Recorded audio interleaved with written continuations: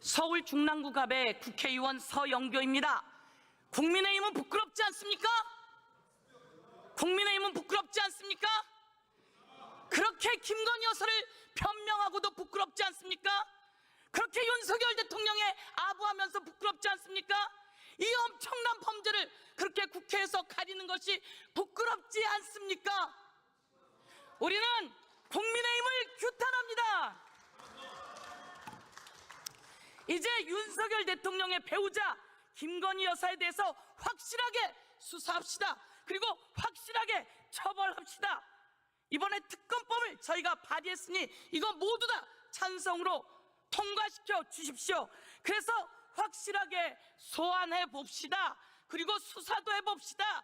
그리고 국민이 답답하지 않게 처벌해 봅시다.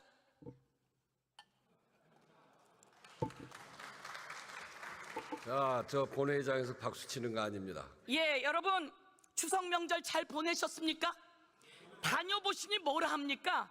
경제는 윤석열이 다 망가뜨렸고 김건희는 왜 끌어내리지 못하냐고 이야기하지 않습니까? 너무나 많은 사람들이 이제 좀 끝내달라고 이야기합니다. 우리가 대통령으로 뽑아놨으면 대통령이 경제도 살리고 국민도 살리고 그리고 공정해야 하는 거 아닙니까?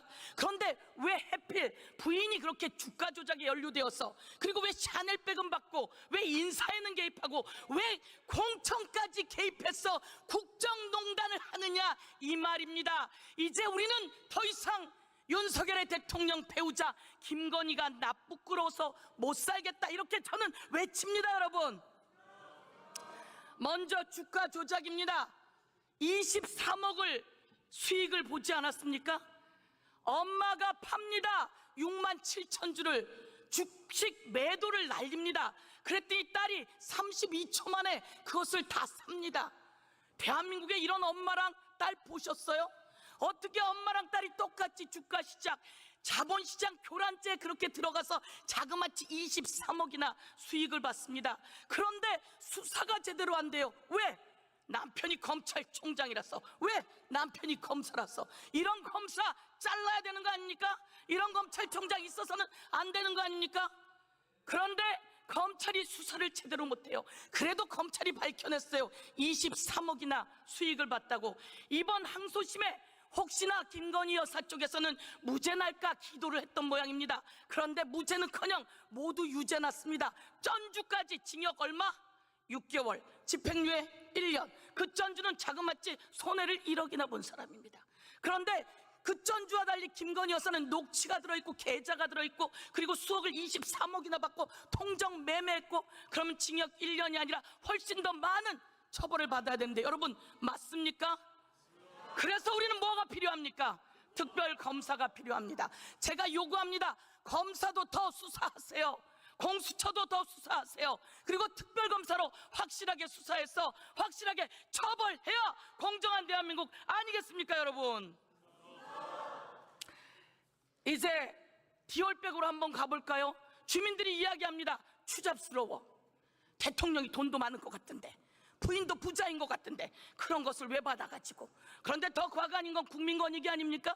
그거 숨겨주려고 국민권익위가 모든 것을 망신권익위로 바뀌었습니다. 김건희 권익위로 바뀌었습니다. 대한민국 국가기관을 이렇게 소나기에 쥐고 흔들면 이거 국정농단 맞습니까 여러분? 이번에는 공천에 개입했다고 합니다. 김건희 여사가 주고받은 전화가 나왔답니다. 녹취가 나왔답니다. 대한민국에 이런 영분이 있어서는 됩니까 안 됩니까? 안 됩니다. 이제 공천에 개입한 국정농단까지 모두 다 탈탈 털어서 특검으로 수사합시다. 이번엔 대통령 관저 리모델링에 21g인지 몇 g인지가 거기에 또 개입돼서 불법 중개축이 있었고 불법이 있었다고 그 대통령 앞에서 덜덜 떨던 감사원이 발표까지 하지 않았습니까? 이제 그건 낱낱이 밝혀서 세상에서 공정하게 처벌해 봅시다 여러분.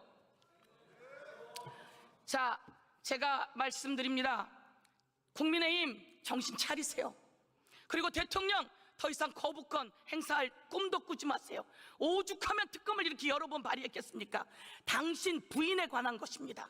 윤석열 대통령 장모에 관한 것입니다. 이것과 관련해서는 거부권 행사 안 된다, 이렇게 강력히 요구하겠습니다.